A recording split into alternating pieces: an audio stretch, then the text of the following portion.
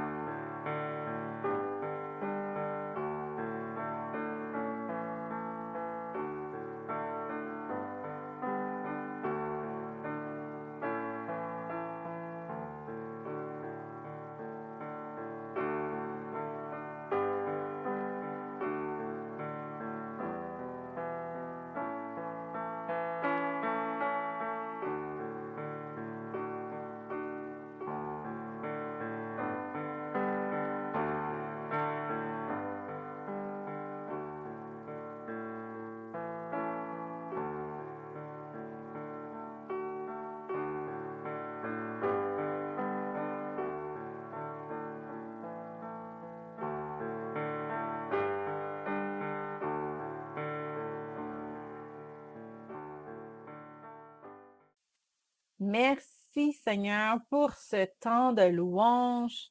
Merci Seigneur d'avoir reçu tout ce qu'on t'a élevé. Je te donne maintenant ce temps.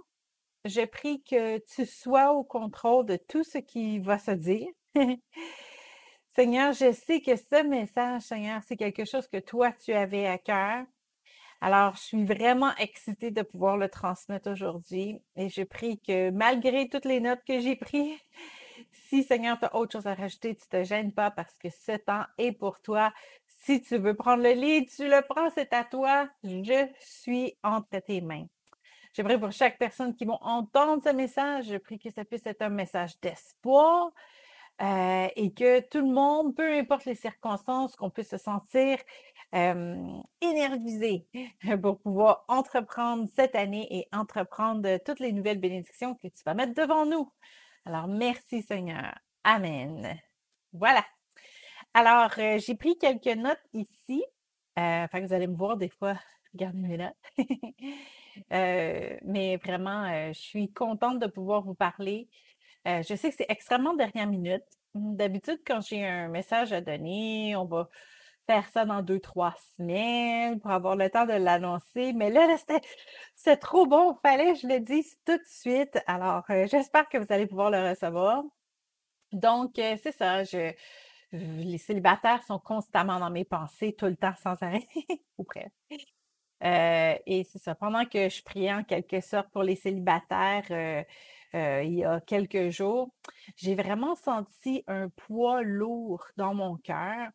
C'est comme si j'ai vu ou senti une personne célibataire qui, en regardant l'année qui commençait, et surtout ici au Québec, en voyant non seulement un confinement, mais on a un couvre-feu avec ça, qu'il n'y a rien qui s'améliore. J'ai comme eu l'impression d'entendre le cœur d'une personne célibataire qui disait: «J'ai perdu une année». J'aurais pu essayer, j'aurais pu rencontrer quelqu'un, mais là, ça fait une année complète que j'ai perdu. Puis parti comme cela, on dirait que je vais en perdre un autre. Puis c'est ça, c'est la notion de j'ai l'impression d'avoir perdu une année qui m'a amené comme vraiment un sentiment de lourdeur. J'ai eu vraiment beaucoup de compassion quand je priais pour vous. Puis c'est peut-être pas le cas de tout le monde, hein. Il y en a qui sont peut-être wouhou, super en feu, meilleure année qui s'en vient, whatever. Tant mieux. Mais ça se peut qu'il y en ait quelques-uns qui ressentent comme ça, qui ressentent un découragement d'avoir passé un an complet presque toute seule, puis d'avoir l'impression de je pouvais rien faire pour essayer de rencontrer quelqu'un. Puis là, parti comme ça, là, je pourrais rien. Puis, tu sais, quand on arrive à un certain âge, perdre un an, quand on, mettons, on a déjà été mariés, que nos enfants sont grands, ils sont partis, puis tout ça. Bon, perdre un an, bah, c'est pas si pire, là, c'est correct. Tu sais, je suis habituée de vivre toute seule, donc un an de plus, un an de moins. Mais quand on est, je dirais dans la trentaine, là, peut-être vers la quarantaine, début de la quarantaine, et qu'on perd une année, on peut avoir l'impression d'avoir perdu une chance d'avoir des enfants et d'avoir perdu une possibilité de faire une famille. Et ça peut être très, très dur à réaliser. Et ça peut amener vraiment une très, très grande tristesse. Et je pense qu'il y en a qui l'ont expérimenté en ce moment. Et la bonne nouvelle, je pense, c'est que non seulement vous l'avez expérimenté, mais le Saint-Esprit aussi.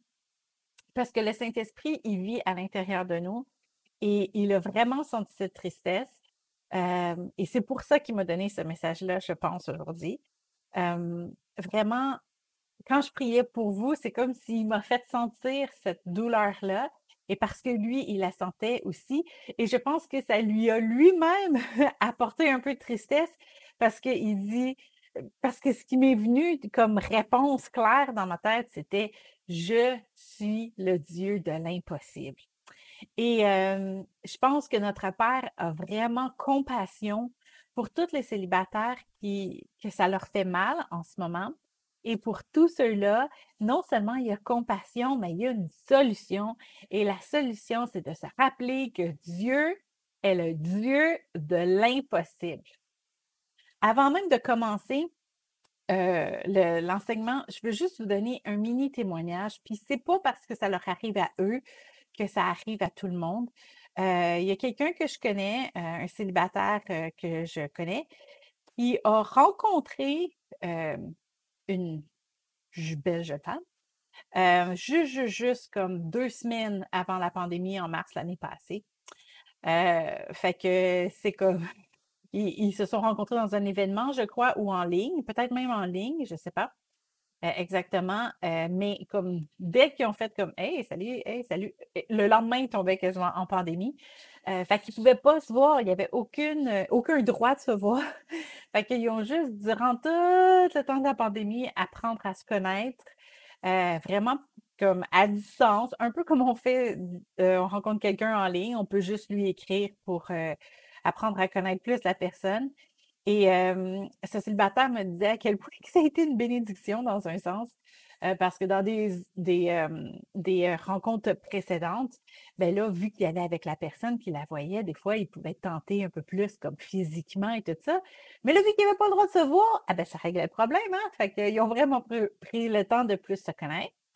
Puis après, bon, quand l'été est arrivé, en tout cas ici au Québec, on a eu un petit peu plus de latitude, ils ont pu se voir, ils ont pu comme apprendre à faire des choses ensemble, parce que c'est important de rencontrer la personne dans la vraie vie aussi, pas juste sur Internet, pour voir comment que la personne vit, voir sa famille, voir ses amis et tout ça, pour pouvoir mieux connaître la personne.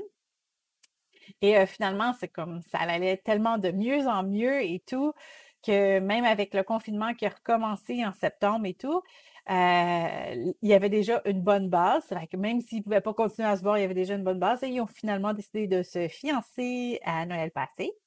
Et ils prévoient se marier l'été qui s'en vient.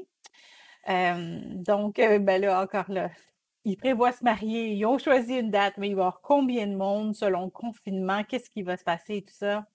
Tout est un peu mis sur la glace et ben, c'est pas mis sur la glace. Ils ont la date, mais ils savent juste pas quel genre de réception ils vont faire. Alors, tout est un peu différent. Alors, juste dire que c'est pas impossible de rencontrer quelqu'un durant un temps de pandémie. Donc, quand l'ennemi vient mettre dans ta tête, oh, j'ai perdu une année. Oh, il n'y a rien que je peux faire pour rencontrer quelqu'un. Fait que je perds mon temps, puis je perds ma destinée. Non, arrête d'accepter ces idées-là. Je connais quelqu'un personnellement à qui a été capable qui est en couple et qui va se marier cet été. Alors, accepte pas ces pensées-là, premièrement. Et deuxièmement, vraiment, reçois ce message-là que Dieu a pour toi, que Dieu est le Dieu de l'impossible. C'est impossible pour plusieurs personnes de rencontrer. Ben, eux, ça a fonctionné pour eux. Alors, si Dieu l'a fait pour eux, Dieu peut le faire pour n'importe qui. Alors, je veux juste t'encourager et enlever, c'est ça, cette tristesse, cette lourdeur, ce découragement qui peut avoir été apporté. Parce qu'avec Dieu, il n'y a rien qui est impossible, vraiment. On va dans le 30 janvier, on va faire un atelier sur c'est quoi les endroits où est-ce qu'on peut rencontrer quelqu'un.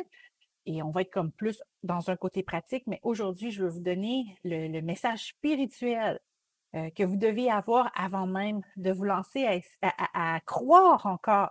Parce qu'il y en a qui y croient même plus, là, qui attendent que je vais peut-être pouvoir rencontrer quelqu'un après le confinement. Peut-être que mon besoin de plus être seul va être rencontré juste après le confinement. Et là, ils font juste s'attendre et vivre dans la tristesse. Et à chaque fois que le gouvernement impose une nouvelle règle, eh bien là, ça les écrase encore plus. Parce que là, ils se disent, oh non, ça y est, une autre affaire, j'y arriverai pas. Alors, c'est là-dessus que je veux parler aujourd'hui. Vraiment vous encourager que le Saint-Esprit est puissant, et on va regarder différents exemples dans la Bible qui nous parlent à quel point que Dieu est le Dieu de l'impossible. Si on regarde dans la Bible, bon, j'en ai pris une coupe en note. La Bible, évidemment, elle est remplie de témoignages de situations renversantes. Là, je vous ai donné un témoignage concret, mais dans la Bible, évidemment, il y en a aussi beaucoup. On a Abraham. C'est impossible pour lui d'avoir un enfant. On a vu qu'est-ce qui est arrivé. Jacob, c'était impossible pour lui d'avoir la bénédiction. Il a été obligé de tricher pour avoir la position de premier-né dans sa famille. Mais il avait eu peut-être la position de son père, mais il n'a pas eu la bénédiction de Dieu. Il a dû se battre avec l'ange. Il était obstiné. Puis il l'a eu. Joseph, c'était impossible que ses rêves se réalisent. Il était rendu un esclave, même s'il avait eu des grands rêves. Là, il était rendu esclave, puis après, il était envoyé en prison. Plus ça allait, pire c'était. Hein? Je pense qu'il y en a qui s'identifient à ça aussi. Et pourtant, Dieu l'a sorti et Dieu l'a amené dans ses rêves. Moïse, c'était impossible de sortir d'Égypte, de sortir tout un peuple au complet d'Égypte. Après, c'était impossible de traverser la mer. Après, c'était impossible de ci, de ça. Moïse a été un exemple incroyable de toutes choses impossibles que Dieu a réalisées dans sa vie. Josué, faire tomber les murs d'une ville en marchant autour. Franchement, là, ça, c'était impossible. Et pourtant, Dieu l'a fait. Ruth, elle avait perdu, elle n'était même pas une personne du peuple de Dieu. Elle n'était pas une Israélite. Fait qu'elle avait comme aucune chance. Quand elle s'est en retournée pour marcher avec Naomi après avoir perdu son mari et tout ça, elle ne s'attendait pas à se remarier. Elle ne s'attendait certainement pas à devenir la grand-mère du roi David. Grand-mère, royale, grand-mère. En tout cas, bref. Et être dans la lignée de Jésus. Alors, c'était totalement impossible. Et pourtant, Dieu a encore agi en sa faveur. David avec Goliath, c'était encore un scénario tout à fait impossible. Élie et Élisée, les prophètes, ils en ont tellement fait des miracles. On voit plusieurs miracles. On voit qu'ils ont agi vraiment au-delà de toute possibilité. On connaît tous l'histoire de Jonas et sa baleine. Hein? C'est un petit peu une situation impossible. Shadrach, Meshach et Abednego. On connaît l'histoire, le rêve là, des ossements morts dans Ézéchiel. Puis ça, c'est juste l'Ancien Testament. Hein? Dans le Nouveau Testament, Jésus a fait plein de choses impossibles. Nourrir des multitudes avec presque rien, ressusciter des morts et tout ça. Et les apôtres aussi, hein? C'est pas juste Jésus, les apôtres aussi ont vu plein de miracles arriver. Alors, des miracles, ça existe. Ça existait dans la Bible. Ça existe encore aujourd'hui. Alors, il ne faut vraiment pas s'arrêter. Il ne faut pas se décourager. Il faut se rappeler que de la Genèse jusqu'à il y a 30 minutes et jusque dans le futur, Dieu est Dieu. Et Dieu, c'est le Dieu de l'impossible. Et vous savez, j'ai nommé un paquet de miracles dans la Bible, mais ce n'est pas juste aussi les miracles comme je disais, la multiplication des pains et tout ça. Vous savez, ça prenait un miracle dans la vie d'une personne pour qu'elle reste fidèle à Dieu quand tout le monde autour se faisait manger par des lions. Tu sais, mettez-vous dans la peau là, des premiers chrétiens qui ont donné leur vie à Dieu. Ils étaient les premiers, eux autres. Là, il y a eu cet empereur fou là, qui est arrivé, puis qui a fait toutes sortes de manigances, puis il a mis ça sur le dos des chrétiens. Puis là, les chrétiens s'en allaient se faire dévorer. Des enfants qui étaient chrétiens, ils allaient se faire dévorer par les lions. Des choses horribles. Comment est-ce que quelqu'un peut garder la foi, peut continuer à, à garder espoir quand ils se font manger par des lions ou qu'ils se faisaient brûler sur des poteaux devant tout le monde?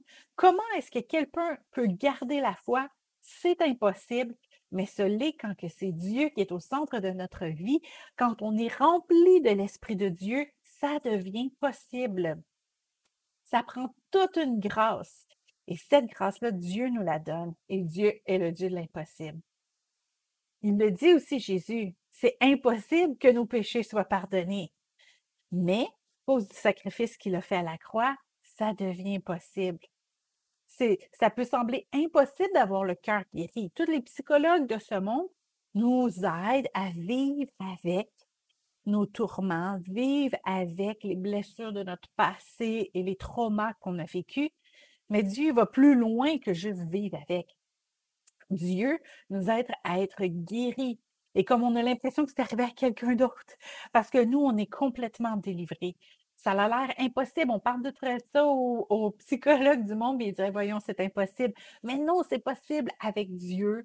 Tout est possible. Il est le Dieu de l'impossible. Vous savez, juste avoir la foi. Je ne sais pas si ça vous est déjà arrivé, mais d'avoir la foi pour quelque chose où vous croyez, vous êtes convaincu sans l'ombre d'un doute que cette chose-là va arriver.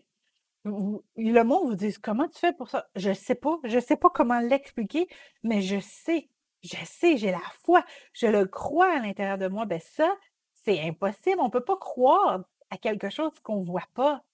Alors quand on réussit à avoir la foi comme ça, c'est une impossibilité, c'est de vivre dans le Dieu de l'impossible. Alors vous le vivez peut-être déjà à tous les jours, dans peut-être différents domaines. Et peut-être que là, en ce moment, si le célibat est aussi difficile avec tout ce qu'on voit à travers le monde, puis là, toutes les restrictions, puis tout ce qui se rajoute, si ça semble être encore plus lourd ces temps-ci, bien peut-être que la foi fait défaut un petit peu. Alors peut-être que ce message-là va vouloir vous encourager. Alors Dieu, je répète, est le Dieu de l'impossible. Et je voudrais utiliser l'histoire de Gédéon. Je voulais prendre une Bible. Je n'ai pas pris ma Bible. Attendez, je reviens.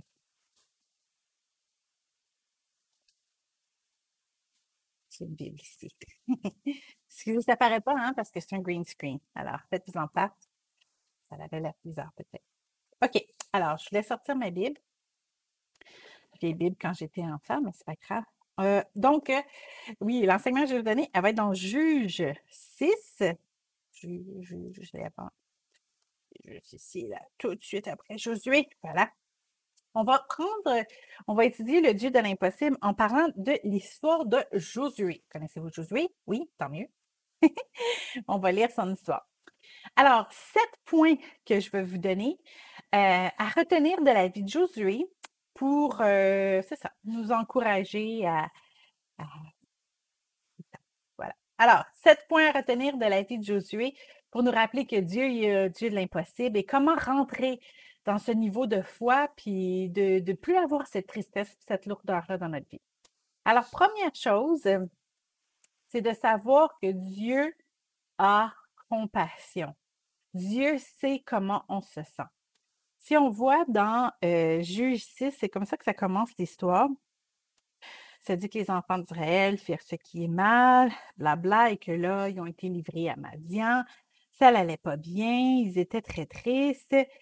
Et verset 6, Israël fut très malheureux à cause de Madian. Et les enfants d'Israël crièrent à l'Éternel.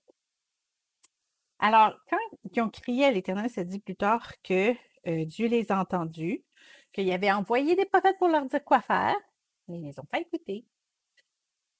Il arrêtait là. Et pourtant, il était en train d'envoyer la solution. Et donc, Dieu connaissait la difficulté, il savait exactement qu'est-ce qu'il vivait. Et c'était pas juste une question, vous savez, c'est une question financière. Ça parlait ici que dans le verset un peu plus haut, ça disait que, en tout cas, je vous résume, les Israélites ramassaient leur récolte et quand que leur récolte était ramassée, Madian arrivait, puis il venait, puis il volait toute la récolte. Fait qu'il était obligé de tout cacher la récolte parce que sinon, il était tout le temps en famine continuelle. C'était une façon, évidemment, d'oppresser le peuple d'une façon assez sévère. Mais voilà, alors c'est ça. Donc, c'était dans cette situation qu'il était là. Fait que non seulement il était en train de vivre une tristesse d'avoir été séparé de Dieu, de plus avoir sa faveur et tout ça, mais il vivait aussi un grand poids au niveau financier. Et tantôt, j'ai commencé ce message en vous disant que c'est quand je priais pour vous, que je sentais qu'il y avait dans plusieurs personnes une grande tristesse, une grande douleur dans l'âme, d'avoir l'impression d'avoir perdu un ami et tout ça. Et c'est à cause que j'ai senti ça, que j'ai senti après le message d'espoir que Dieu voulait vous donner. Et c'est exactement la même chose qui s'est passé avec Gédéon. Ça commence l'histoire en disant, j'ai entendu leur cri, j'ai vu que les Israélites, ça va mal pour eux, qu'ils en arrachent beaucoup. Je l'ai vu et voici, je viens à leur secours. Alors, dans le cas d'eux autres ici, c'était un petit peu de leur faute. Il leur dit, hein, il dit, je vous ai envoyé, je vous ai dit de revenir à Dieu. Ça dit, ils firent ce qui déplaît, ils furent livrés. Bon, le malheur dans lequel Israël était en ce moment-là, c'était de leur faute. Et et bon, peut-être pour certains, la tristesse et tout ça, le désarroi, c'est peut-être partiellement de votre faute. Écoute, hein, on va être clair. Il y en a que ça n'a aucunement rapport avec eux, c'est pas quelque chose qu'ils ont fait. Il y en a d'autres, ça fait trop longtemps que Dieu leur avait dit de faire des pas, de faire des choses pour rencontrer quelqu'un, de changer des choses dans leur vie et ils l'ont pas fait. Là, ils ont remis ça plus tard, remis ça plus tard. Puis là, début janvier 2020, ils étaient comme, ah là, cette année, ça y est, je me prends en main, puis je le fais. Ça fait 5 ans, 10 ans que Dieu te dit de faire certaines choses. Puis là, oh, ouais, plus tard, plus tard. Mais là, là, je décide de le faire. Là, il est arrivé tout ça durant l'année. Fait que, tu sais, il y a un petit peu des fois de notre faute. On a tellement procrastiné longtemps que là, après, on arrive dans un temps où est-ce qu'on peut pas, où est-ce qu'on peut pas avancer, puis là, on est comme, on se sent perdu, mais si on avait fait ce qu'on avait à faire avant, on n'aurait pas été dans cette situation-là. Mais tu sais quoi? Le Seigneur, oui, des fois, il va nous montrer. Des fois, ça n'a aucun rapport, hein? Des fois, c'est pas de notre faute du tout, ça peut être la faute des autres, ça peut même être la faute de l'ennemi. Mais des fois, c'est de notre faute. Puis c'est important de prendre le temps de regarder à ça, de dire comme, OK, est-ce que j'ai une part à jouer dans qu'est-ce qui s'est passé? Et si oui, je te demande pardon. Montre-moi que je change, que ce soit pas juste comme, ah, excuse-moi, mais que ce soit, OK, qu'est-ce que je dois faire pour plus que ça arrive? C'est ça une conversion. C'est de faire quelque chose de différent. Alors, c'est ça, c'est de voir que Dieu, ici, il leur a dit, mais il n'est pas resté là-dessus. Tu sais, Dieu, il aurait pu faire comme, ah, je vous l'avais dit, hein, que si vous ne faisiez pas ça, c'est ça qui va arriver. Ben, c'est ça, je te l'avais dit. C'est pas ça que Dieu a fait. Dieu a dit, je vous l'avais dit, mais maintenant, je vais vous aider. Alors, peu importe qu'est-ce qui arrive, Dieu, il voit la souffrance de notre cœur. Il va l'utiliser, la souffrance, pour nous enseigner quelque chose, mais il ne nous laissera pas de temps. C'est pas vrai que la souffrance, c'est le moyen que Dieu envoie pour nous enseigner. Dieu veut pas faire souffrir son peuple, au contraire, il fait tout. Il donne des promesses au complet dans la Bible pour nous empêcher de souffrir, pour nous empêcher de tomber dans des pièges ou ces choses-là. Le but de sa vie à Dieu, il nous aime tellement, il veut tellement qu'on ait le meilleur, que non, il ne veut pas qu'on souffre. Quand on souffre, il utilise ça pour nous enseigner quelque chose, mais il nous donne aussi tout le temps un moyen de sortir, parce qu'il ne veut pas qu'on reste là-dedans. Fait que c'est ça. Fait que Dieu n'a pas dit à son peuple, bah, c'est de votre faute, débrouille-toi, sœur. C'est pas que ça qu'il a dit. Dieu a fait, non, j'ai compassion, je vais venir t'aider. Fait que ça, c'est la première chose qu'on doit voir, c'est de se rappeler d'abord que Dieu a compassion de nous. Alors, quand on se sent triste, quand on se sent découragé, première chose, rappelez-vous que Dieu a compassion de vous, que Dieu ressent ça et Dieu ne veut pas te laisser là-dedans. Dieu sait comment tu te sens et il ne veut pas te laisser là-dedans. Il te donne un moyen de t'en sortir maintenant. Amen. Tu vas pouvoir t'en sortir maintenant. C'est la première chose qu'on doit réaliser. Deuxième chose qu'on doit réaliser, qu'on peut voir en s'inspirant de l'histoire de Gédéon, c'est qu'il faut commencer avant tout, notre solution commence quand on réalise que Dieu est le Dieu de l'impossible. Dans Juge 6, verset 12, c'est dit, l'ange de l'Éternel lui apparut et lui dit, l'Éternel est avec toi, vaillant héros. Bon, j'ai trouvé quelque part dans la Bible, c'était intéressant, dans une des versions, ça disait, l'Éternel est avec toi et il est un vaillant héros. J'ai pas trouvé ça à bien des endroits. La plupart du temps, ça dit vaillant héros et ils sont en train de dire à Gédéon quelque chose que lui voit lui-même, puis il était comme, comment ça, vaillant héros? Je suis loin d'être un vaillant héros. Mais dans une traduction, quand il dit l'Éternel, c'est le vaillant héros. Alors, lève-toi. Alors, on est capable de réaliser à quel point qu'on va y arriver. On est un enfant de Dieu, on a toutes ses promesses. Quand est-ce qu'on réalise ça? Quand l'Éternel est avec nous, quand on réalise la puissance de l'Éternel, quand on réalise à quel point que Dieu est grand, Dieu il est puissant, Dieu il est capable de tout faire. Quand on commence à avoir les yeux sur Dieu et sur qui il est et sur quoi il est capable de faire, ça nous élève, nous. Alors, c'est pour ça qu'il dit tout le temps de élever Dieu, de le mettre plus haut, de réaliser à quel point il est puissant. Parce que c'est comme ça qu'on réussit nous-mêmes à se sortir de où est-ce qu'on est.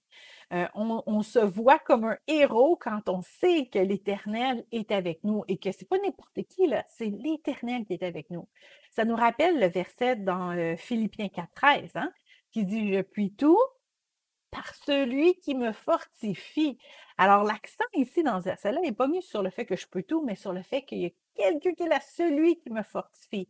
Alors, quand on sait que c'est Dieu qui nous fortifie, que Dieu il est tout-puissant, que Dieu a la réponse à toutes choses, que toutes nos lacunes, Dieu peut les combler au-delà, que Dieu, c'est Dieu.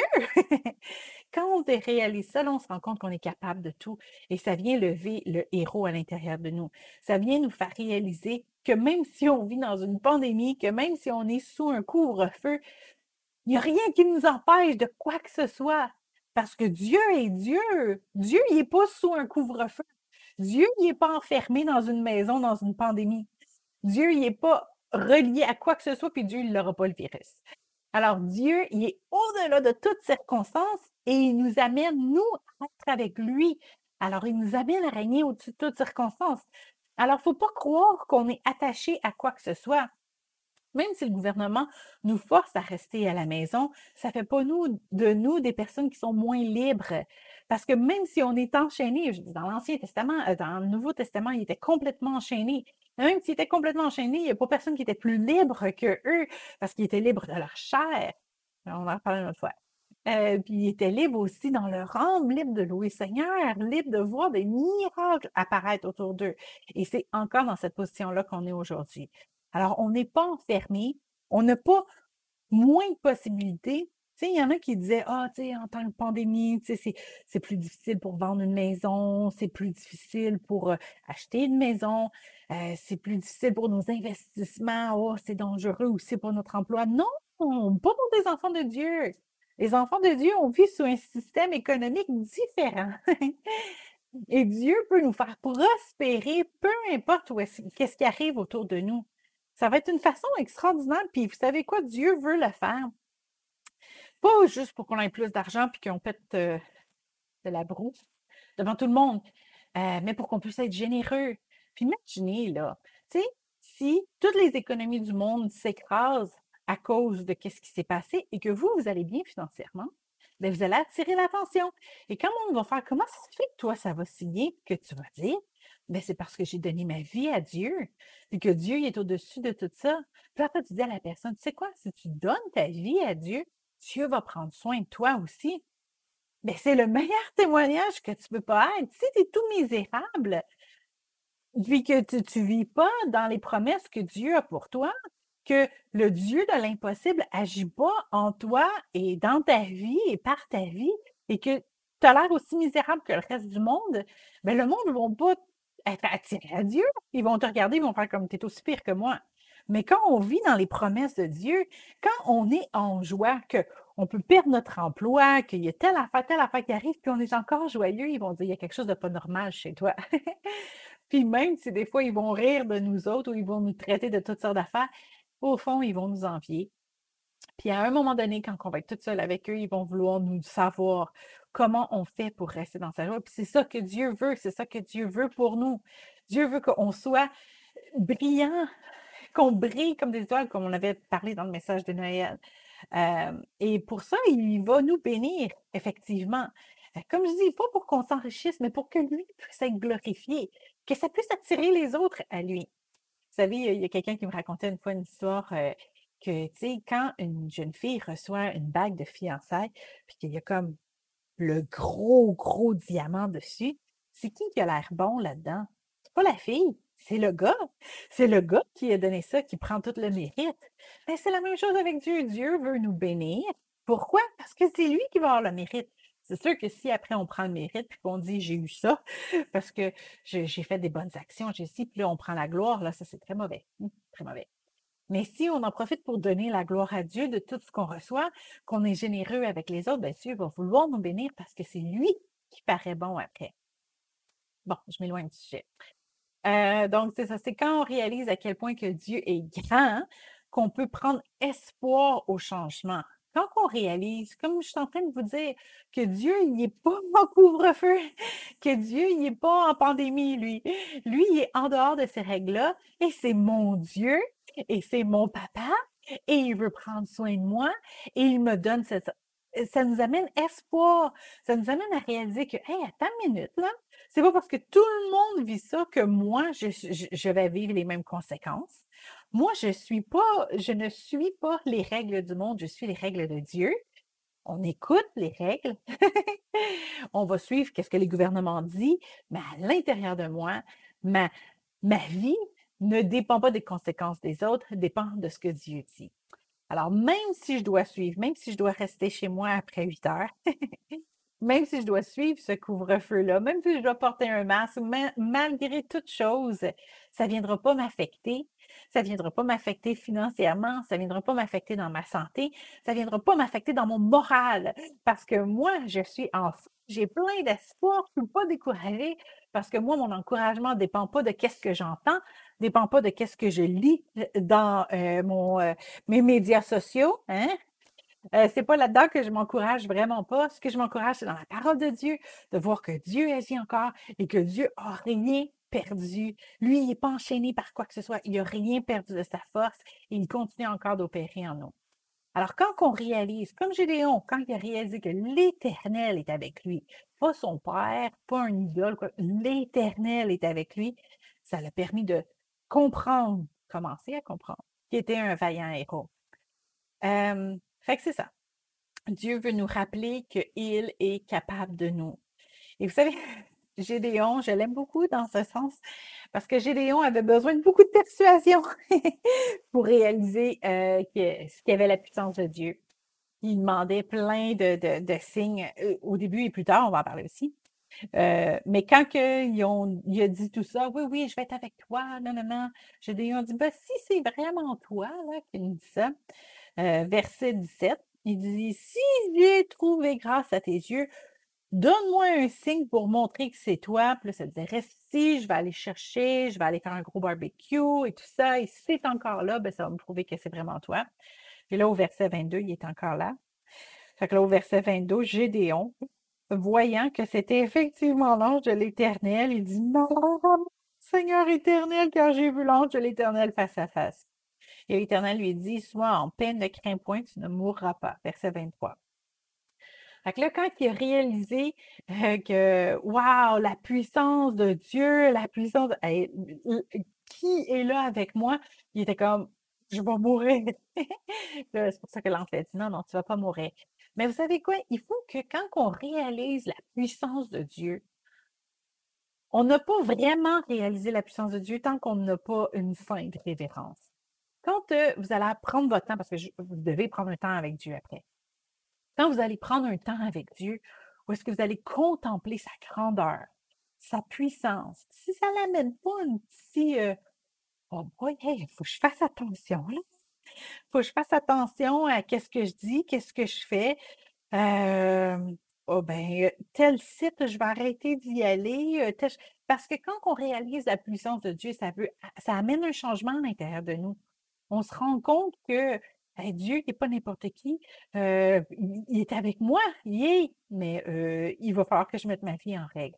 Alors, quand la puissance de Dieu vient à ce point de nous éblouir, nous épater, qu'on est dans cette là que ça amène un changement à l'intérieur de nous, c'est là que Dieu a vraiment montré sa grandeur. Si on est comme, ouais, ouais, Dieu est grand, là. Ouais, ouais, Dieu est grand. C'est parce que tu n'as pas compris. Tu n'as pas eu la révélation encore de sa grandeur.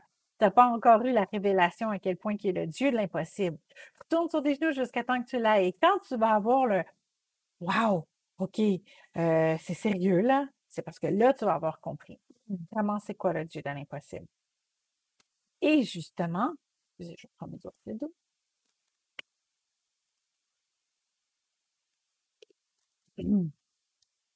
Quand on comprend ça, quand on est rendu qu'on a peur, qu'on est comme, oh boy, OK, il faut que je fasse quelque chose dans ma vie.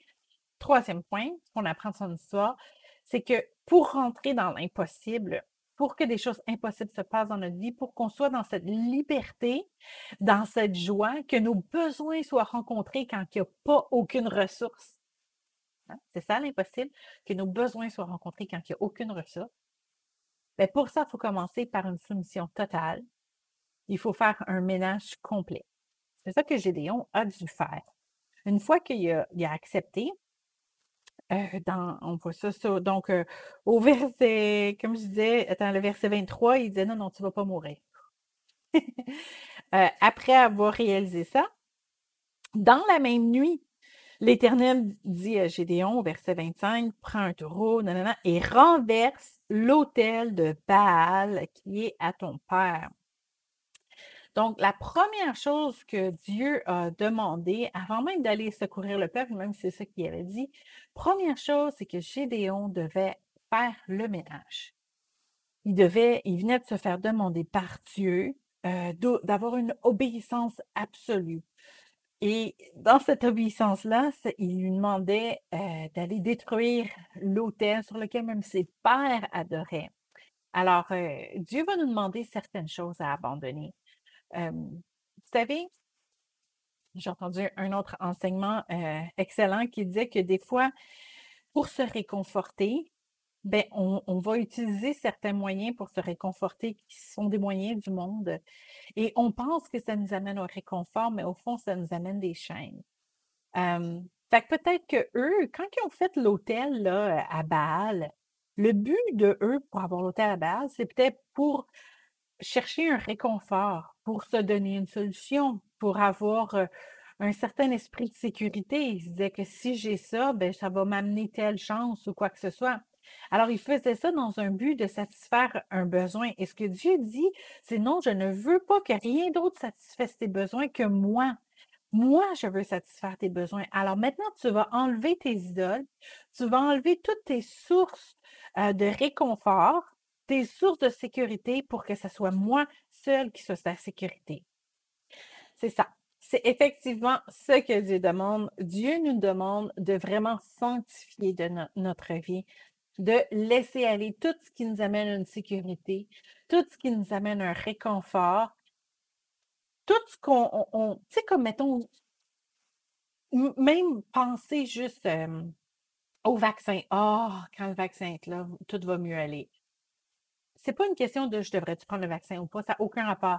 C'est juste, mettez pas votre réconfort là. Parce que, tu sais, si tu mets ton réconfort là-dedans et que, mettons, après, quand le vaccin arrive, oh, il y a un autre virus qui arrive, puis que là, ce vaccin-là, il répond pas. Là, ton monde va s'écrouler encore. Tu sais, peu importe ce que tu décides de faire avec le vaccin, là, tant que tu ne mets pas tout ton espoir là-dedans, mais que tu gardes ton espoir sur Dieu, puis que tu es comme moi, je crois que c'est en Dieu que toute chose va me donner le réconfort, va me donner la stabilité. Bien, vaccin qui arrive, n'importe quoi au vaccin, ça ne te dérangera pas. Et c'est ça que Dieu veut. Quand Dieu dit qu'il veut qu'on soit inébranlable, la seule façon qu'on peut être inébranlable, c'est si on a les deux pieds sur le rocher. Alors, c'est pour ça que avant de rentrer dans les... Si tu veux briser ce sentiment de découragement dans ta vie, la première chose que tu dois faire, c'est faire le ménage dans ta vie et enlever toutes les choses qui t'amènent un réconfort qui ne vient pas de Dieu. Parce que souvent, ces réconforts-là qu'on va avoir, les divertissements qu'on va se donner, ça va venir engourdir, mais ça n'enlève pas la douleur, puis ça n'enlève pas la tristesse qui est dans notre âme. Alors, il y a des affaires que je suis en train de dire en ce moment, puis tu es en train de dire, OK, ça, il faudrait que je fasse un ménage de ça. Faites un jeûne, on est au début de l'année, faites un jeûne de toutes ces sources-là de réconfort que vous avez. Enlevez-les de votre vie et laissez Dieu être la source de réconfort. Vous allez voir à quel point vous étiez dépendant. C'est une bonne façon quand on fait un jeûne de ces choses-là. Dieu veut qu'on fasse un grand ménage, que Dieu veut qu'on vienne détruire les idoles. Comme je disais, tout ce qui est une source d'aide ou une source de réconfort, Dieu veut qu'on l'enlève de notre vie. Il faut arrêter de s'évader dans les divertissements. Tu sais, des fois, là, ça va mal dans l'âme, t'es triste, t'es comme, oh, je vais juste aller écouter Netflix, là, un peu, là, ça va me changer les idées. Dieu veut pas que tu te changes les idées. Dieu veut que tu amènes ta douleur à lui, que lui te parle, qu'il te montre sa grandeur, puis que tu te sentes comme fort et tout ça. C'est ça que Dieu veut pour toi. Des fois, tu te sens comme: «Ah, je m'ennuie, j'ai rien à faire». Puis là, tu commences à juste regarder tes médias sociaux pendant longtemps, longtemps, longtemps, juste pour passer le temps. C'est pas ça que Dieu veut pour toi, parce qu'après que tu as fini de lire tout ça, comment tu te sens? Est-ce que tu sens: «Oh là, hey, je me sens beaucoup plus proche de Dieu, là. Oh là, je me sens que je peux conquérir le monde». C'est pas ça, hein, les sentiments que tu as à l'intérieur de toi? Alors, c'est la preuve que ça, c'est une source de réconfort qui est pas saine. Parce que honnêtement, après que tu as fini de scroller, là, quand tu te dis OK, bon, ben là, il faut que j'arrête, qu'est-ce que tu as le goût? Tu as juste le goût de continuer. Parce que ça te remplit pas. Ce qui va te remplir, c'est la parole de Dieu. Ce qui va te remplir, qui va faire comme OK, là, je me sens vraiment bien, c'est d'avoir une touche du Saint-Esprit, d'être dans la présence de Dieu. Et c'est ça que Gédéon a dû faire. Gédéon a dû couper toute idole de sa vie, les idoles de son père. Pas d'aller couper le Netflix de vos parents, là, ou de, tu sais, de vos colocs ou quoi que ce soit, quand même. Faites-le pour vous, mais il faut enlever les idoles qui sont dans notre vie.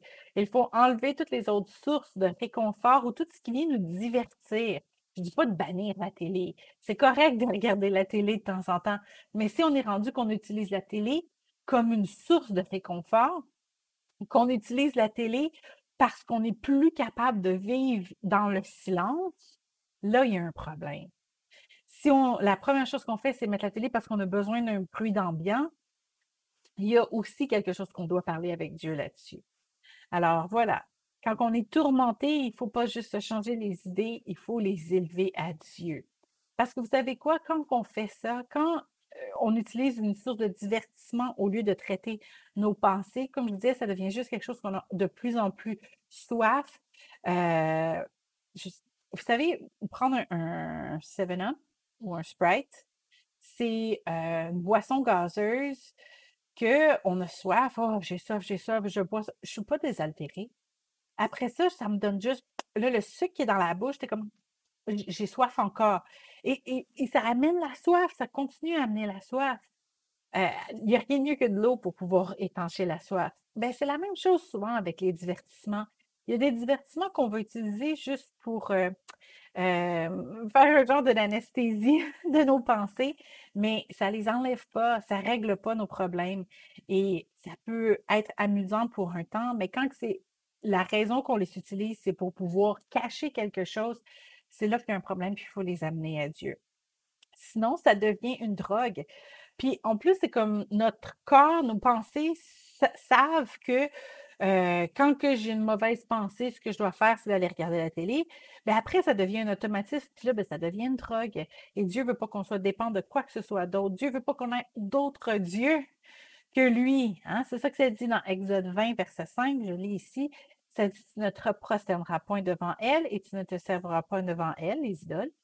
Car moi, l'Éternel, ton Dieu, je suis un Dieu jaloux qui punit l'iniquité des pères sur les enfants, blablabla, nanana. Alors, Dieu est un Dieu jaloux et il ne veut pas qu'on ait d'autres idoles dans notre vie. Alors, demande-toi, qu'est-ce qui t'empêche d'obéir totalement à Dieu? Qu'est-ce que tu as de la misère à abandonner? Et ça peut être une très bonne indication de c'est quoi ton idole ici. Tu veux savoir c'est quoi les idoles dans ta vie? Qu'est-ce que tu as de la misère à abandonner? Qu'est-ce qui t'empêche d'obéir totalement à Dieu? Quelle est ta source de réconfort? Des fois, c'est une idole derrière ça. Quelles sont les paroles de réconfort? Hein? Les excuses que tu donnes toujours. Toujours les mêmes excuses pour pouvoir expliquer tes mauvaises habitudes. Dieu ne veut pas qu'on rentre dans ce confort-là. Dieu veut qu'on élève à lui toutes nos faiblesses. Et lui, il est le Dieu de l'impossible, le grand Dieu qui possède tout et qui est capable de vaincre toutes choses. Alors, c'est ça que Dieu veut, qu'on puisse l'apporter à lui. C'est ça. Il ne faut pas tirer notre sécurité de nos biens, de notre personnalité, de nos réussites, de notre image, de l'approbation des autres. Ça, c'est toutes des sources qui sont vides et qui sont toujours à refaire, alors que Dieu nous remplit vraiment. Question, est-ce que le mariage est pour toi le seul moyen de satisfaire tes besoins? Ou si Dieu peut satisfaire tes besoins? Là, si tu m'amènes l'exemple du sexe, dire Dieu ne peut pas me donner de sexe. On a eu une sexologue chrétienne qui est venue nous rencontrer l'année passée pour nous faire une conférence. Et qu'est-ce qu'elle nous disait? Elle disait que derrière le sexe, souvent, c'est soit un besoin d'affection ou soit un besoin d'appartenance. Le sexe en lui-même, c'est pas juste ça que le monde veut. On n'est pas des bêtes, là. Hein? Fait que si tu te dis: «Moi, je veux me marier juste pour du sexe», ben, il y a quelque chose qui marche pas. Mmh? Parce que souvent, c'est de voir c'est quoi qui est derrière ton besoin de sexe. Si ton besoin, c'est au niveau de l'affection, si c'est au niveau de te sentir important, si c'est quoi que ce soit, demande à Dieu. Dieu, il y a d'autres moyens de rencontrer le besoin. Vous savez, c'est comme dans toute chose. Hein, il disait, comme si, mettons, quelqu'un a un problème d'alcool, qui boit tout le temps de l'alcool, c'est pas de dire à la personne, c'est pas bien ça. Non, non, non, tu dois pas boire d'alcool comme ça. Arrête. Arrête tout de suite de boire l'alcool. On sait très bien que ça ne marchera pas. Qu'est-ce qu'on doit faire? On doit identifier pourquoi on boit autant d'alcool. Qu'est-ce qui m'amène à toujours prendre un verre? C'est quoi le déclencheur de mes crises? Et quand on les identifie, on trouve un moyen sain de répondre à ce besoin. Ben, c'est la même chose avec le sexe. Si tu es comme il me faut quelqu'un parce que j'ai besoin de relations sexuelles, identifie pourquoi, puis après, va en parler avec Dieu, puis Dieu va t'identifier comment répondre à ce besoin parce qu'il y a d'autres moyens de répondre à ce besoin qui est derrière. Parce que le sexe lui-même n'est pas un besoin. Hein, je vais juste faire une petite parenthèse rapide. Le sexe, c'est un désir. Il y a un désir qui essaye de répondre à un besoin, mais ce n'est pas un besoin. Si tu mets une personne dans une chambre, privée d'eau et de nourriture pendant 3 jours, 40 jours, pas le droit de boire, pas le droit de manger pendant 40 jours, mais elle peut avoir autant de sexe qu'elle veut. Puis l'autre personne dans l'autre chambre, pas de sexe. Mais pendant 40 jours, elle peut boire et manger sans problème, des bons repas. Boire et manger, mais pas de sexe. On sait très bien qui va survivre. Hein? Ce ne sera pas celle qui va avoir du sexe pendant 40 jours, mais qui ne mange pas puis qui ne boit pas. On va finir par le manger, le partenaire. Fait que c'est ça. Donc, on voit lequel est vraiment un besoin. Alors, c'est quoi ton besoin? Apporte-le à Dieu. Parce que ce que Dieu veut, c'est qu'il n'y ait aucun idole dans notre vie. Que ce soit lui qui réponde à nos besoins. Il ne va peut-être pas le faire lui directement. Il va peut-être envoyer quelqu'un. Ou il va peut-être, je ne sais pas, t'envoyer un chien. Je ne sais pas. Quelque chose qui va pouvoir rencontrer tes besoins. Des fois, ça ne sera pas nécessairement, euh, Dieu lui-même, peut-être, mais si c'est un besoin d'affection, peut-être que, je ne sais pas, il va trouver un moyen. Je ne sais pas comment, mais Dieu va trouver un moyen. Dieu trouve toujours un moyen. Et s'il n'y a pas moyen de rencontrer un besoin, bien, vous savez quoi? Il est capable de nous les enlever aussi, ces besoins-là, pendant un certain temps. Si tu dis, Seigneur, j'ai ce besoin qui me dérange, je le remets entre tes mains. Dieu va soit satisfaire, soit non. Dieu, Dieu de l'impossible, il est capable de tout faire. S'il est capable de garder Jésus qui a jeûné pendant 40 jours, manger, c'est un besoin. Et si quelqu'un est capable de jeûner pendant 40 jours, c'est parce que Dieu s'occupe de son besoin. Dieu est capable de s'occuper de tous tes besoins. Dieu est le Dieu de l'impossible. Fais-lui confiance. Remets-lui tes besoins, tous tes besoins en croyant qu'il est capable de faire quoi que ce soit. On me dit, ça fait longtemps, moi, que je crois, puis il n'y a rien qui se passe. Puis t'as arrêté de regarder. T'as arrêté à regarder au Dieu de l'impossible. T'as arrêté d'être émerveillé par Dieu. Retourne dans la présence de Dieu. Retourne sur tes genoux à prendre un temps avec Dieu et à t'émerveiller de sa puissance, de sa grandeur, de ce qu'il est capable de faire. Retourne à être émerveillé, puis là, tu vas voir que ton attitude va changer. Quatrième chose qu'on apprend de l'histoire de Gédéon, c'est qu'après avoir abandonné les idoles, après avoir abandonné, tu sais, d'avoir dit, Seigneur, c'est toi maintenant qui vas s'occuper de tout. Quatrième chose, il était rempli du Saint-Esprit. Et c'est ce qu'on voit dans Juge 6:34.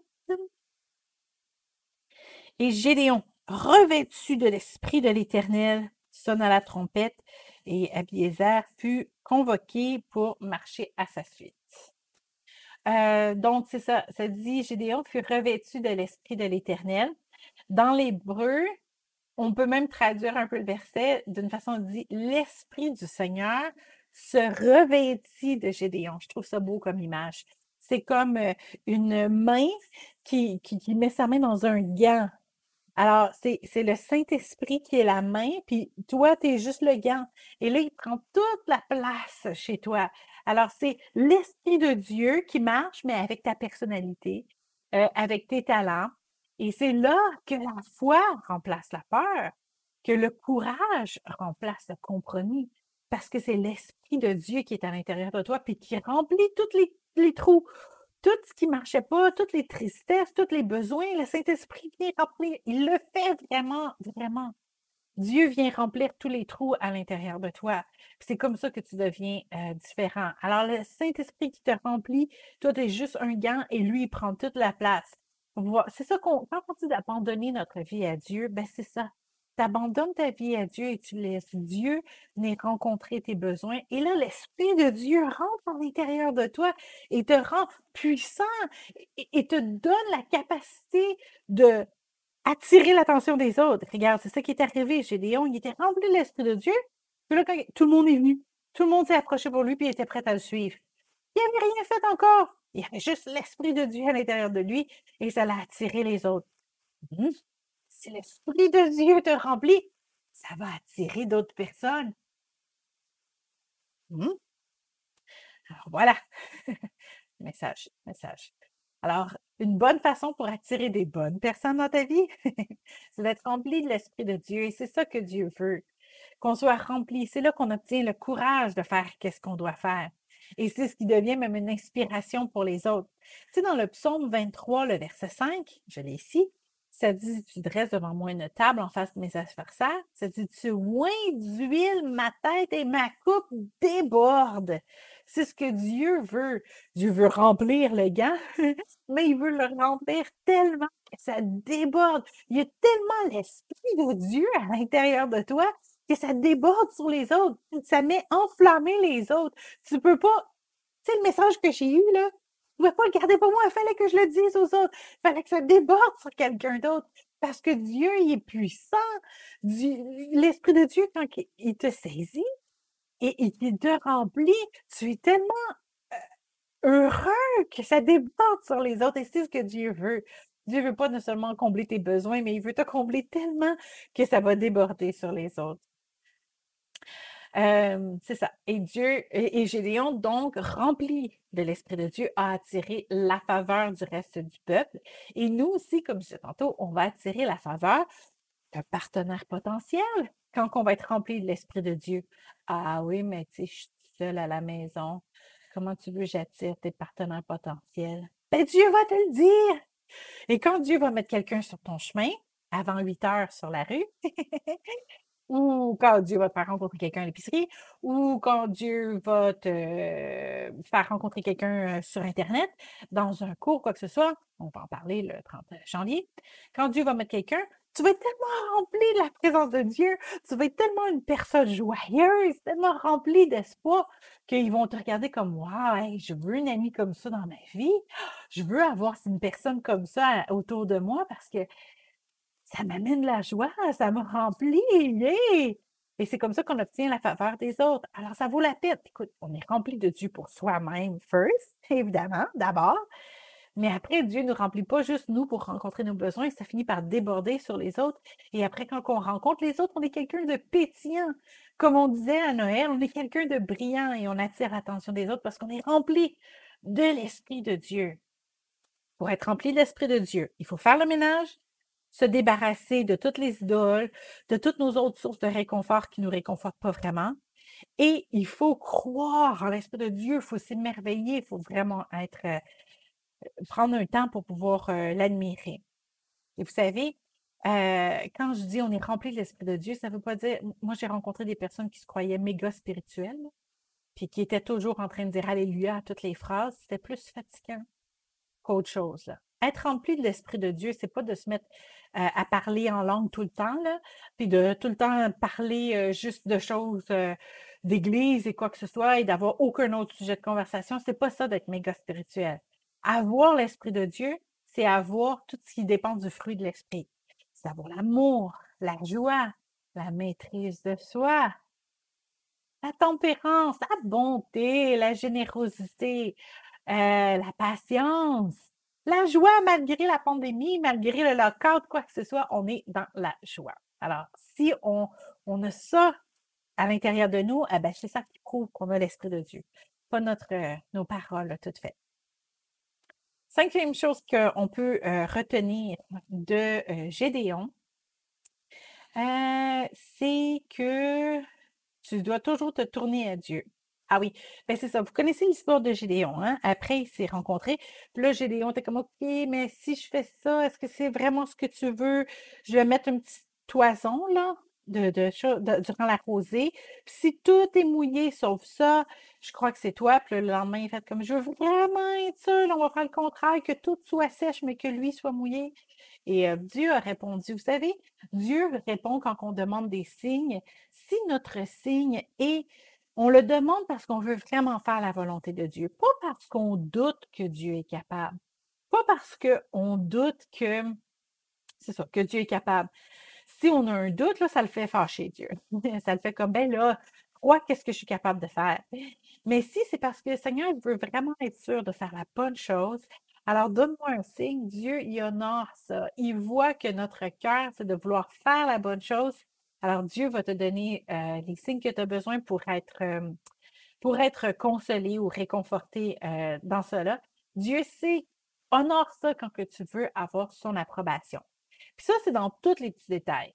Même si tu dis, OK, j'ai le goût de m'inscrire à un site de rencontre. Seigneur, est-ce que tu es d'accord avec ça? Dis-moi-le parce que moi, je veux faire ta volonté, Seigneur. Alors, montre-moi si c'est vraiment ta volonté. Et là, tu te mets à écouter. Dieu va peut-être te donner juste la paix dans ton cœur. Peut-être que tu vas entendre, peut-être que quelqu'un va te dire des paroles. Tu vas être comme, ah, oui, ça confirme que Dieu veut. Peut-être que ça va être autre chose, ou peut-être que c'est le contraire, hein? Peut-être que tu vas entendre une parole, ça va être comme, ah, ça me confirme que Dieu veut pas. Parce que chaque personne est différente. Alors, c'est important que tu demandes à Dieu vraiment son approbation dans chaque chose que tu fais. Tu sais, c'est pas de dire, ah là, j'ai l'Esprit de Dieu en moi, ça y est, je me lance dans n'importe quoi. Non, j'ai l'Esprit de Dieu en moi. Seigneur, qu'est-ce que tu veux que je fasse maintenant? Est-ce que c'est vraiment ça que tu... Oh, OK, on y va, tu sais. Alors, c'est de vraiment demander l'approbation à Dieu et de continuer à marcher avec lui. C'est de rester toujours en prière, tout le temps, à chaque étape. Je dis, même si tu décides, mettons, de t'inscrire sur un site de rencontre, que tu es comme, ah, j'ai la paix. Oui, j'ai la paix, c'est ça que tu veux. Ou moi, je fonctionne souvent avec des versets. Je vais lire ma parole, puis je ne bougerai pas tant que je n'ai pas un verset qui me dit, oui, fais-le. Ah, OK, là, je le fais. Et je crois que Dieu est avec moi. Et là, tu t'inscris sur le site de rencontre parce que tu sens que Dieu t'a donné la paix pour. Et là, tu rencontres quelqu'un, tu fais comme, oh, intéressant cette personne-là. Là, qu'est-ce que tu fais? Seigneur, qu'est-ce que tu en penses de cette personne? Tu impliques le Seigneur dans chacune de tes étapes avant d'y envoyer un message à la personne. Est-ce que tu penses que je devrais... Oh, Seigneur, qu'est-ce que tu veux que j'observe dans... Implique le Seigneur dans tout ce que tu fais. C'est pas de juste demander une fois, c'est de continuer d'être avec lui, de marcher avec lui en toute étape. C'est ce que Dieu veut, puis c'est ce que Gédéon a fait. Quand il a demandé la toison, c'est parce qu'il était comme il voulait être sûr de chaque étape de qu'est-ce qu'il faisait. Dieu n'était pas irrité avec ça, il voyait que Gédéon voulait bien faire, puis Dieu ne sera pas irrité quand que tu vas lui demander est-ce que c'est ça que tu veux vraiment? Au contraire, il aime ça, il veut travailler en équipe avec toi. Comme je disais tantôt, si c'est pour douter de Dieu, non, ça va l'irriter. Tu sais, les affaires de Seigneur, si tu m'aimes, là, fais que je me marie cette semaine. Ça gère, là. Mais les Seigneurs, si tu m'aimes, come on, là. Il te l'a montré, il y a plus que 2000 ans, là, qu'il t'aime. Qu'est-ce que tu veux qu'il fasse de plus pour te prouver qu'il t'aime que d'avoir envoyé Jésus? Si tu as besoin d'une preuve, mets-toi sur tes genoux, imagine-toi devant la croix, là, puis commence à recevoir la révélation de la croix et tu vas recevoir rapidement que oui, Dieu t'aime. Alors, c'est pas ça, Dieu veut pas. Il y a des preuves qu'on a besoin pour savoir si on est vraiment dans la bonne volonté, mais demande pas de preuves si Dieu t'aime, là. Dieu l'a prouvé, c'est écrit dans la parole. Dieu prouve son amour en envoyant son Fils. Alors, c'est pas de douter de Dieu, mais c'est de vouloir marcher dans la bonne direction en toutes choses. Ça. Donc, la paix dans mon cœur. Voilà. Sixième chose qu'on peut apprendre de Gédéon, Dieu nous donne des stratégies qu'on n'aurait pas pensées. Alors, comme Gédéon et les buveurs d'eau. Donc, dans Gédéon 7, le verset 7, ça dit, l'Éternel dit à Gédéon, c'est par les 300 hommes qui ont la paix que je vous sauverai et que je livrerai Madian entre tes mains. J'explique l'histoire. Au début, je ne me souviens pas, mais qu'il y en avait. En tout cas, Gédéon appelle, puis là, il y a plein de monde qui viennent, disent, nous allons combattre avec toi. Puis là, il commence à poser des questions, dire, OK, Seigneur, est-ce que tu veux que tout le monde là? Puis Seigneur dit, non, non, pas tout ce monde-là. Tous ceux qui ont peur, tous ceux qui n'ont pas le goût d'être là, dis-leur de partir. Ça l'a réduit l'armée beaucoup. Bon, OK. Là, après, Dieu dit, ah non, il y a encore trop de monde. Amène-les proche de la rivière, puis fais-les boire de l'eau. Fait que là, ils amènent à la rivière boire de l'eau. Puis là, il y en a qui se mettaient à quatre pattes puis qui buvaient l'eau. Et il y en a d'autres qui restaient accroupis, prenaient l'eau dans leurs mains, puis buvaient comme ça. Puis là, ils lattaient, comme il disait. Fait que ce que Dieu voulait, c'était les personnes qui avaient ramené l'eau à leurs mains. C'était un petit peu moins, comment je pourrais ça, efficace, hein, quand tu mets la face dans l'eau, il y a plus d'eau qui rentre que si tu la bois comme ça. Mais quand tu la bois comme ça te permet de garder un œil pour voir qu'est-ce qui se passe autour. Fait qu'on voit quand même quelque chose de leur caractère parce que quand tu es à quatre pattes dans l'eau, tu ne vois pas qu'est-ce qui se passe. En tout cas, technique de guerre, là, mais peu importe. Alors voilà, c'est ça. Alors Dieu, il a dit, tu vas prendre juste ceux-là. Et c'est quoi cette stratégie-là? Il y a comme, je suis sûre qu'il n'y a aucun général d'armée qui fait ça. C'est pas un test vraiment, là. Mais Dieu va nous donner des idées, des stratégies. Tu sais, je veux dire, en ce moment, pandémie oblige, il y a plein de célibataires qui vont aller sur des sites de rencontres. Puis là, tu dis, ben, je vais le faire moi aussi, mais tu sens aucune conviction, là. Alors que tu devrais demander à Dieu, est-ce que c'est ça que tu veux pour moi? Puis si tu sens que oui, Dieu veut, ben là, tu vas aller sur le site sur une autre attitude que, bon, j'ai rien à perdre, là, je vais essayer ça. Puis là, tu t'en vas sur le site, puis là, tu vas avoir une mauvaise attitude, puis tu vas faire plein de mauvaises expériences et tout ça. Alors que si tu sais que c'est ça que Dieu veut, ça va être différent. Mais tu sais quoi, il n'y a pas juste les sites de rencontres. On va en parler, comme je disais, le 30 janvier. Mais il y a d'autres choses aussi. C'est ça qui est merveilleux de notre Dieu de l'impossible. Il y a des milliards d'idées. C'est le Dieu, la personne la plus créatrice de tout l'univers, de tous les temps. Et il a donc des moyens qu'on ne pourrait jamais penser que pour répondre à un de nos besoins. Alors, même si je donnais des exemples qui me viennent en tête, moi, je suis grosse comme ça, là. Moi, j'ai une intelligence comme la vôtre, là. Alors, nous, on ne pense pas à toutes les possibilités, mais Dieu, c'est un Dieu créatif qui pense à toutes possibilités. J'aime le verset dans Deutéronome 8, le verset 3. Bon, c'est des choses difficiles au début. Il dit t'humilier, te fait souffrir de la faim, blablabla. Bla, bla. Ça dit plus tard, et t'apprendre. Ah oui, et je t'ai nourri de la manne que tu ne connaissais pas et que n'avaient pas connu tes pères, afin d'apprendre que l'homme ne vit pas seulement de pain. Et ce qui est bon dans ce verset-là, c'est ça qui t'a nourri de la manne que tu ne connaissais pas et que tes pères ne connaissaient pas. Ou, au fond, j'ai utilisé un moyen pour vous sauver que toi, tu n'aurais jamais pu penser, tu ne connaissais rien de ça, et même tout le monde avant toi n'aurait jamais pu penser à ça. Dieu est à ce point créatif. Alors, il faut arrêter de limiter Dieu. Arrêtez de limiter Dieu. C'est pas parce qu'on est pris sous un couvre-feu, qu'on est pris dans une pandémie à rester à la maison que Dieu ne peut pas rencontrer vos besoins. Dieu peut le faire. Dieu a mille moyens de rencontrer vos besoins. Alors, c'est important de ne pas limiter Dieu, de faire aucune limite, de croire que Dieu est sans limite, que Dieu est le Dieu de l'impossible. Il y a mille moyens de répondre à votre façon, à vos besoins, pas juste d'une façon. Puis c'est ça, dans ce verset-là, on voit que Dieu peut répondre de façon vraiment inusitée. Alors, il faut remettre l'orgueil de côté, là. Il faut mettre le confort de côté, puis il faut se mettre à faire confiance à Dieu. Pour vivre une vie vraiment victorieuse, il faut mettre Dieu en premier, chercher les buts de son royaume, vivre en comptant sur ses ressources et attendre à ses interventions. Bon, la dernière chose que je veux sortir de ce message-là, c'est dans Juge 7, versets 13 à 15. Ah oui, c'est bon. Donc, je ne vais pas vous le lire, mais ça dit dans l'histoire, je vais vous le résumer. Bref, Gédéon, il va voir durant la nuit dans le camp de Madian. Puis quand il va voir, il entend des personnes dire ah, j'ai fait un rêve cette nuit, puis j'ai rêvé qu'il y avait comme quelque chose qui tombait puis qui nous écrasait toutes. Puis il dit ça, là, c'est vraiment Gédéon. Fait que Gédéon est parti. La septième chose qu'on doit comprendre, c'est qu'avant même de voir réaliser la chose, il faut avoir une vision dans notre tête. Il faut voir la victoire dans notre esprit avant de la voir pour vrai. Alors, moi, ma question pour vous en ce moment, c'est est-ce que vous vous voyez marié? Est-ce que vous voyez rencontrer quelqu'un et passer votre vie avec cette personne-là? Si c'est ça votre besoin, évidemment, si vous êtes très heureux tout seul, la pandémie ne vous fait aucun pli, vous êtes content tout seul.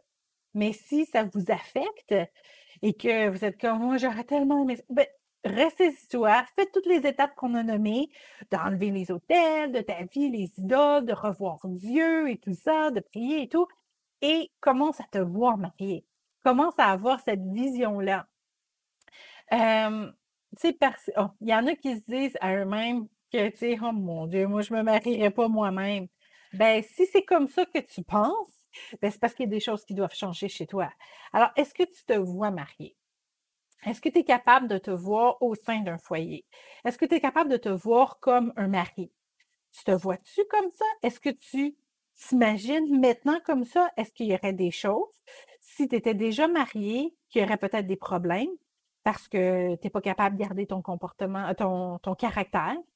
Toi, tu es une femme qui s'emporte facilement, alors tu sais que ce ne sera pas bon pour ton futur mariage. Alors imagine-toi maintenant marié, là, qu'est-ce qui devrait changer? C'est important d'avoir une vision de notre futur, une vision de où est-ce qu'on s'en va parce que ça nous aide à changer.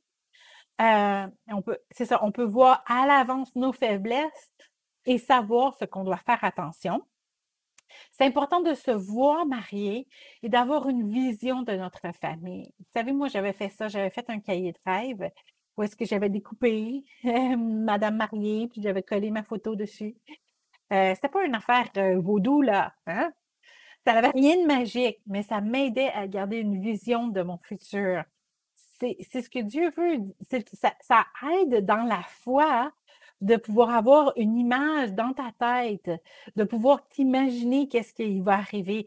Parce que si tu te mets dans la situation à venir, tu vas voir maintenant qu'est-ce que tu dois changer. Ça va te donner maintenant des idées de comment ça pourrait arriver. Ça va te préparer à l'avance.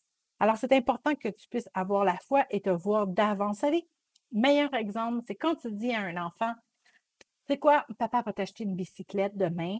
Tu vas avoir la bicyclette. Tu sais, la bicyclette rose là, que tu voulais avec les petits froufrous, là, je te l'achète demain. Qu'est-ce qu'elle fait l'enfant le reste de la journée? Elle appelle ses amis, elle va voir ses amis. Puis elle dit hey, mon père m'achète la bicyclette que je voulais. Elle ne l'a pas encore, mais déjà contente. Elle ferme les yeux, puis elle se voit. Elle commence à faire son plan. Où est-ce que je vais aller avec la bicyclette? Il faut que j'appelle un autre. Elle est toute excitée. Pourquoi? Parce qu'elle fait confiance à son père. Elle connaît son père, elle a une bonne connaissance de son père et elle sait que son père, que quand il dit quelque chose, il va le faire. C'est la même chose avec notre père. On a confiance en qu'est-ce qu'il nous dit, on se voit déjà avec parce qu'on sait, on connaît notre père, on sait qu'il est le Dieu de l'impossible et il nous a promis ça. Alors, je suis déjà excitée de qu'est-ce qui va arriver et je me vois déjà avec. Et ça nous aide aussi à déjà rentrer dans la reconnaissance. La petite fille qui reçoit cette promesse-là de son père, elle saute déjà au cou. Merci, merci, papa. Oh, merci, merci, je suis contente. Elle est capable de le remercier alors qu'il ne l'a pas acheté encore. Il a dit qu'elle allait l'acheter demain. Mais elle est capable de déjà rentrer dans la reconnaissance. C'est ce que Dieu veut pour nous. Dieu veut qu'on marche dans la reconnaissance, qu'on soit joyeux à l'avance parce qu'on a tellement confiance en notre Père.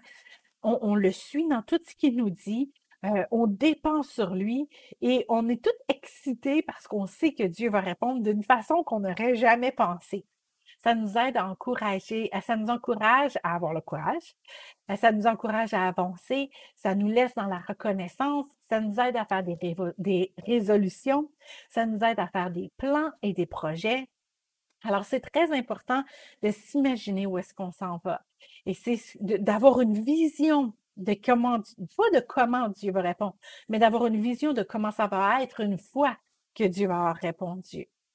Vous savez, je finis maintenant rapidement en disant que Gédéon, il a mal fini. Hein? Si vous lisez le reste de l'histoire, ça finit mal parce qu'il est retourné à ses idoles. Et la richesse qu'il a obtenue lui a monté à la tête. Et vous savez, une fois que vous allez être marié, il ne faudra pas oublier de garder Dieu en premier dans votre mariage. Mais bon, ça, c'est un sujet, puis on va s'en reparler une autre fois. Alors, c'était le message que j'avais pour vous aujourd'hui. Je pense que vous comprenez pourquoi je ne voulais pas attendre pour vous le donner. Je suis vraiment contente que Dieu soit aussi concerné pour les célibataires, qu'il y a autant de compassion et qu'il y a une solution et que je suis sûre qu'il est super excité et prêt à se mettre en marche avec vous pour vous insuffler toutes sortes d'idées de solutions pour pouvoir rencontrer vos besoins tout en étant rempli de l'Esprit de Dieu, que ça déborde sur les autres. C'est ça que Dieu veut faire. Alors que tout le monde est dans l'apitoiement à cause du couvre-feu et de la pandémie, vous allez péter le feu! Vous allez être super contents, vous allez vous réjouir, vous allez être tellement heureux, puis le monde va être comme, c'est quoi là qui se passe? C'est comme, l'Esprit de Dieu est en l'intérieur de moi et tout est possible parce que je crois et parce que je crois que Dieu a compassion de moi et que Dieu s'occupe de tous mes besoins. Alors, j'ai assez parlé. Je veux maintenant, bien sûr, prier pour vous. Alors, on va prier ensemble maintenant. Seigneur, je te remercie. Je te remercie, Seigneur, parce que tu as entendu le découragement qui était dans le cœur de plusieurs. Tu as entendu la tristesse et tu as compassion.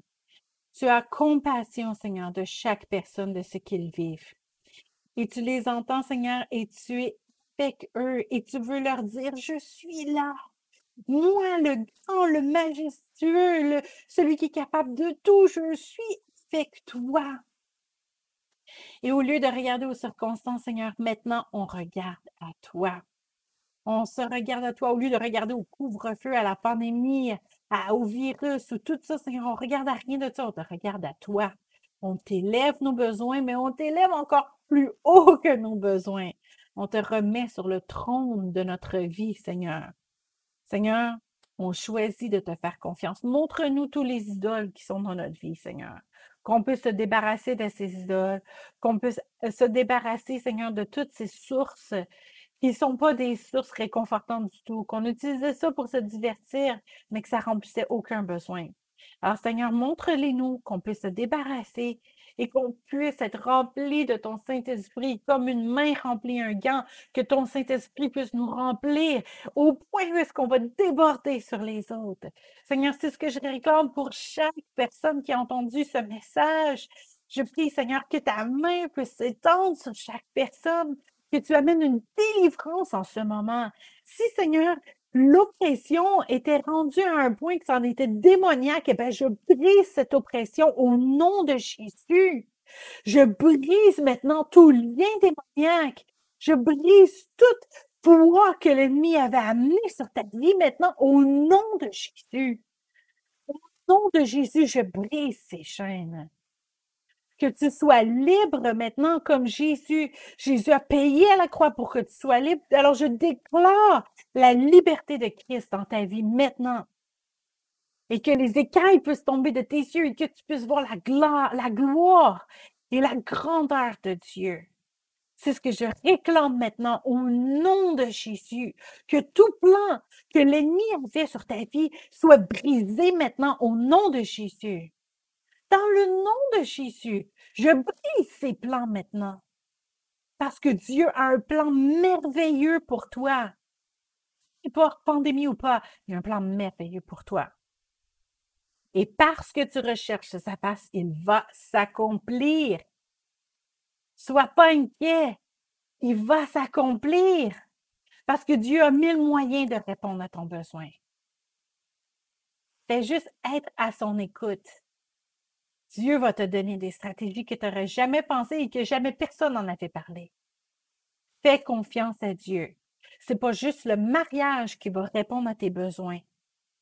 Dieu, il y a d'autres moyens aussi de répondre à tes besoins. Mais Dieu a aussi des solutions pour t'amener quelqu'un dans ta vie si c'est ce que tu veux.